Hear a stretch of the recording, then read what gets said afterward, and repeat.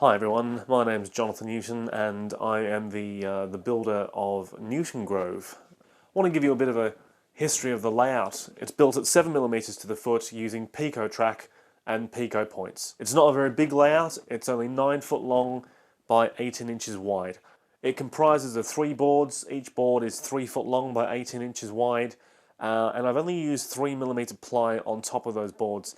Now, I probably could have gone with 6, but at the time I thought that 3mm would suffice, and I haven't had any problems with that, so it's been a fairly reasonable choice, although I think that next time I'd go for at least 6.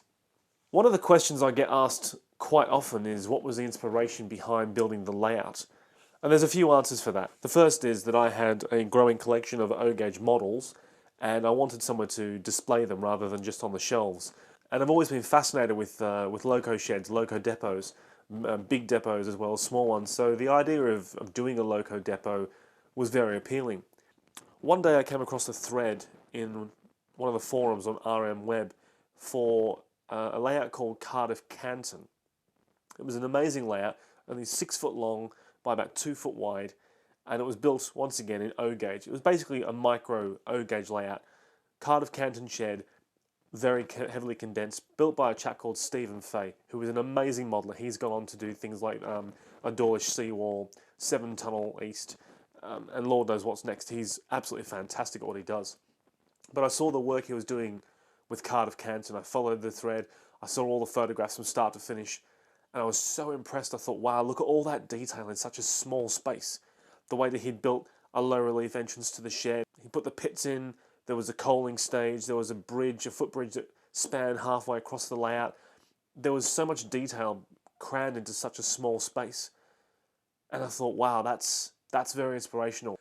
And I had a growing collection of O-gauge locomotives, and I thought to myself, well, I could do something very similar. Whilst I thought that Cardiff Canton was a fantastic layout, it was Great Western Railway based. I've got nothing against the GWR. The locomotives are absolutely fantastic. They're beautiful engines. But I've always been more of a Midland person, LMS designs, standards, and so forth. So if I was going to do a shed layout, it had to be for that region. And of course, that's what my loco stock is based on. I'm not too sure why, but I've always had a fascination with Rosegrove shed. Rosegrove was one of the last 3 steam sheds that survived into 1968. It was one of the last 3 to be closed. I think it closed on either the 3rd or the 4th of August 1968. But for whatever reason, I've always been drawn to Rosegrove above all other sheds, be it Lostock Hall or Carnforth or anything else. So Rosegrove immediately became a source of inspiration of what to base the layout on. I was also adamant, though, that I didn't want a carbon copy of Rosegrove. So something that gave the flavour of a 1960s, late 60s steam depot, but where I could also freelance a little bit rather than saying this is meant to be this exact location because some modelers get, oh, they never had one of those over there, that's wrong.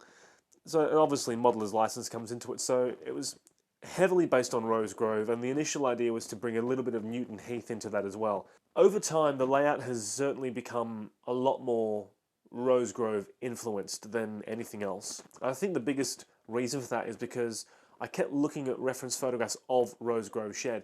I bought a book, it's called The Steaming 60s, it's volume 3, The Shed and the Pit. It's a Rosegrove homage, it's published by the Irwell Press.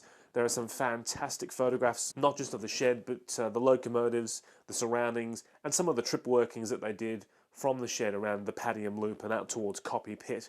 It's a really fantastic book. It's full of so much detail, and I've referred to that book and those pages dozens and dozens of times to get all the detail that I want. And that ranges from rails placed in the yard to piles of coal that have just been tipped out, sleepers that have been discarded, weeds growing around, and just the general feeling of a steam shed. As far as the track plan goes, I kept it very simple. I've only got 18 inches wide to play with, so the layout's only got 2 sets of points. When I was thinking of the design, I really wanted to show half of the shed, but also what happens around there. So I've made sure that I've got a road that goes next to the shed on the facing side of the layout, and then you've got the 3 roads of the shed behind that. And I think that adds quite a bit of interest to it because you've got a lot of foreground detail there, which I've put down a lot of static grass. So you've got detail there that leads you into the shed, and then you can almost picture what could happen further on. I didn't want to start it in the shed or directly at the start of the shed. As I do more videos, I'll explain how I achieved certain things over time, such as what I use for ballasting, where I sourced the coal from, how I crushed it. Well, let's be honest, the coal is coal. It came from a steam railway because I'm a fireman on a few of those where I live. But I'll go into detail about all the little bits and pieces that I've done as far as weathering techniques, scratch building techniques, such as the yard lamps, the shed, the road bridge, and also talking about the locomotives I've got, where they've come from, how I attained them, why I gave them certain numbers, and then going into other details such as the figures and some of the buildings and other stuff like that. So I'll progressively make more videos to show you what I've done and how I've done it. Last of all, I think it's important to point out that I wasn't around in the days of steam. I was born in 1981, so I never saw Rosegrove Shed. And being born in Australia, I definitely didn't see any locomotive depots such as this at all. The closest I've actually come to seeing is the Great Central Railway's Loughborough depot at the moment. I haven't been to Carnforth, and I certainly wasn't around in the 1960s. But I think it's important to point out that even though I don't live in the UK, and even though I wasn't there to experience 1968 firsthand and to really soak up the atmosphere, it's very possible to achieve a model like this by drawing upon archival photographs, paying close attention to detail, also looking at archival films, and visiting preserved railways, not just the ones that I work on here in Australia, but many around the UK as well, such as the Great Central, the Keighley-Worth Valley, the North Yorkshire Moors, the Severn Valley, so many more. I've been very fortunate to spend some time around those railways, not just as a tourist, but also working on them too. So taking in the real elements of a working steam shed, combined with looking at archival photographs, it's actually not hard to build a model based upon something which is now 50 years old or more. It's quite easy. It just goes to prove that if you pay attention to the detail and you take your time with it, you really can achieve something that has an element of realism, even though you never experienced it yourself. So thank you very much for watching. I hope you've enjoyed the previous videos as well. Please subscribe to the channel, like and share this video. I definitely intend on producing a lot more content for you. You can also find me and the layout on the RM Web forum. If you Google search that, it'll come up there.